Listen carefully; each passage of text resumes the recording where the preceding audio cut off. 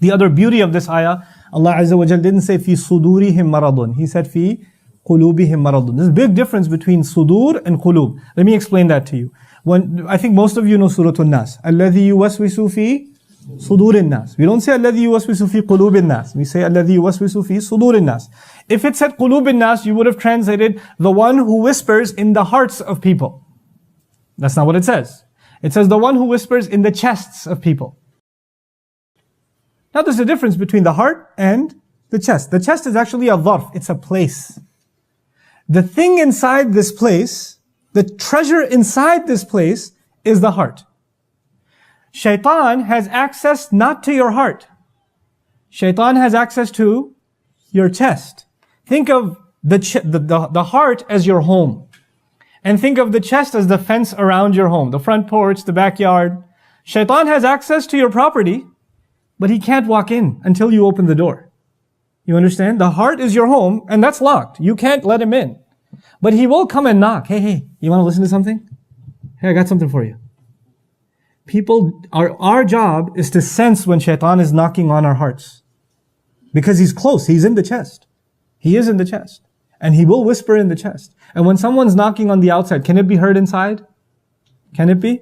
Yeah. And the thing is, sometimes when people knock, you can shoo them away, and sometimes people knock, and what happens? You open the door. If you open the door enough times, he moves in. He just moves in. And when an outsider moves in, they start redecorating the place. You understand that, right? And so what happens is, if you don't let him in, you have your own sense of what is beautiful. You have your own sense of what is good and what is not, which colors are nice, what furniture is nice. But when you let the intruder move in, you come one day and the walls are pink and the furniture is green, and all the plates are purple. And what just happened here? Well, this is my taste. This is what I like. He's turned the kitchen into a living room and the bathroom into a guest room. And you're like, what is going on here? Why am I telling you this? Because if you let Shaytaan inside of your heart, inside of that home, then what used to be beautiful becomes ugly, and what used to be ugly becomes beautiful. And that's why Allah says, وَزَيَّنَ لَهُمُ الشَّيْطَانُ أَعْمَالَهُم. Shaytaan beautified their deeds for them. Shaytaan cannot make anything ugly beautiful to you until he is where? Inside of your hearts. Now, if you don't let Shaytaan in your heart, what is still in your heart? Iman. وَلَكِنَّ اللَّهَ حَبَّبَهُ إِلَيْكُمُ الْإِيمَانِ وَزَيَّنَهُ فِي قُلُوبِكُمْ. He beautified Iman in your hearts. You understand this imagery? Now Allah says here, فِي قُلُوبِهِمْ مَرَضٌ. In their hearts there's a disease. This is a problem. Because it's not limited outside to the chest, now it's made its way into the heart. Now if an intruder comes into your heart, into your home, what are you supposed to do? As soon as you realize this was a bad idea, you're supposed to kick him out. So sometimes we do listen to Shaytaan, don't we? Sometimes we do open the door. And the moment your realization hits you, what should you do? أَعُوذُ بِاللَّهِ مِنَ الشَّيْطَانِ الرَّجِيمِ. You seek refuge, you kick him out. You push him away. That's what you're supposed to do. But if you allow him to stay in, and you allow him to cook his way, and you allow him to stink up the place, then you know what? You're going to start getting sick. You're going to start getting sick. And this, by the way, this imagery is going to come full circle. A few ayat later, we're going to find وَإِذَا خَلَوْا إِلَىٰ شَيَاطِينِهِمْ. So now there's a disease inside of their hearts. The thing is though, Allah empowered every single human being. إِنَّ عِبَادِي لَيْسَ لَكَ عَلَيْهِمْ سُلْطَانٍ. Shaytaan was told to his face, my slaves, you will have no authority over them. He cannot force his way into your heart, and he cannot force his way to stay. The moment you say get out, he has to get out. So if you let him in, and you let him stay, that's not because he has control, it's because you never kicked him out. And if you refuse, Allah gave you every tool possible to kick him out. Just say, A'udhu Billah. Just make istighfar. He'll be gone. That even in the month of Ramadan, when the shayateen, what happens to them? They're chained. They've done such a redecoration inside of you that you're operating as though he's still there.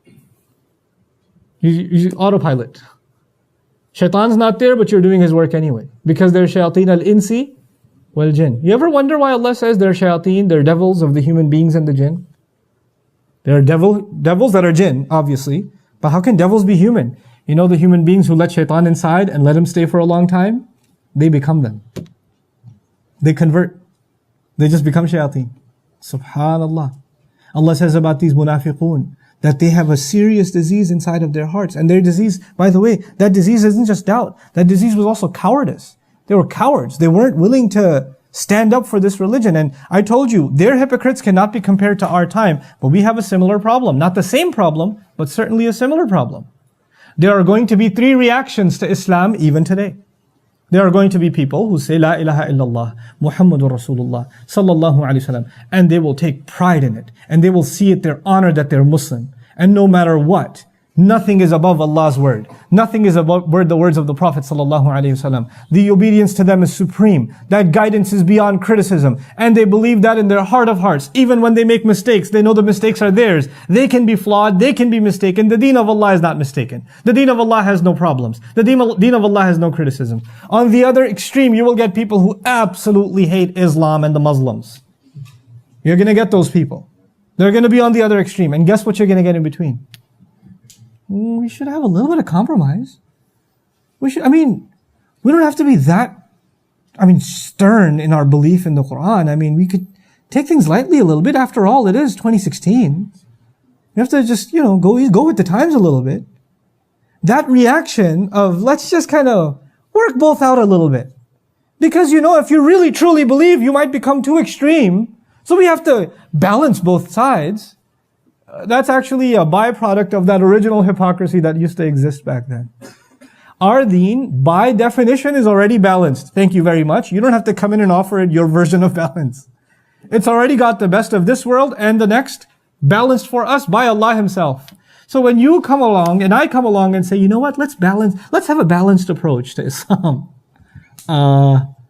Is there some new balance that you just came up with? Or is it your own cowardice, your fear? You don't want people to look at you funny. You're too afraid of them. You want to look good in terms of PR. You just want to, suck up to the people around you. And your own low self-esteem is now being imposed onto Islam, to this religion. That'll happen now too. So as we study this, we have to actually kind of look in the mirror too. About, what kind of mentality towards this religion we carry.